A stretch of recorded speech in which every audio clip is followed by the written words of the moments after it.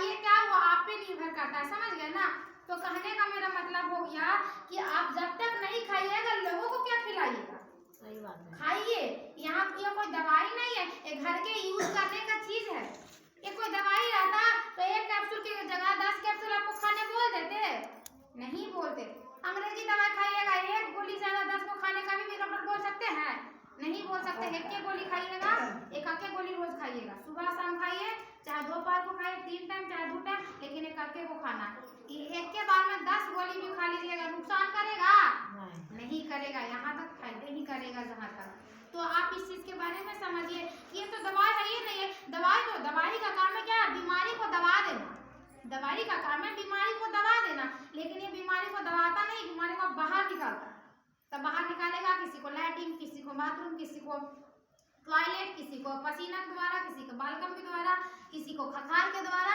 ये सब चीज से सिस्टम से ना गंदगी कचरा बाहर निकलता है। जैसे कहने का मतलब है, जैसे कहने का मतलब है, क्या बोलिए वो ये लगा हमारा खाना तो कागज ये निकल ले मैडम। हाँ वही निकला, हाँ कागज तो वाला निकल सकता है, कागज निकलेगा। अब इस सब में चीर फाड़ के नहीं निकाल सकते हैं, नहीं। जहाँ सिस्टम में निकालने को हाँ वहाँ निकला।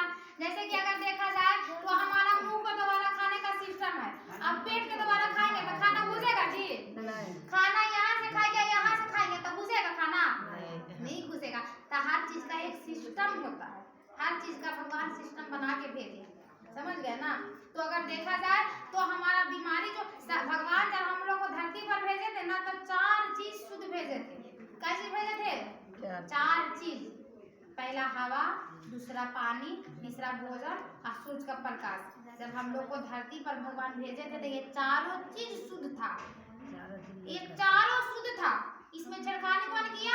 मानव लोग। भोगत रहे कौन? मानव लोग। भगवान को क्या गलती है इसमें? कुछ नहीं गलती है। हमारा इतना खाद यूरिया पड़ रहा है, इसके कारण से हमारा भोजन अशुद्ध हो गया। सभी लोग को पता है, पहले जैविक खाद गोबर के नौरा पड़ता था, अब जो है हमारा तेजी से बीमारी आने का कारण वही है, पहला नंबर। दूसरा नंबर कि हमारा पानी 350 फीट तक दूषित हो गया, ये हम नहीं बता रहे, WHO का रिपोर्ट बता रहा है। और जो हमारा तीसरा है हवा, हवा प्रदूषित। तो हमारा हवा में गाड़ी घोड़ा, चिमनी भट्टा, कल कारखाना, इसके कारण जो हमारा हवा भी अशुद्ध हो गया।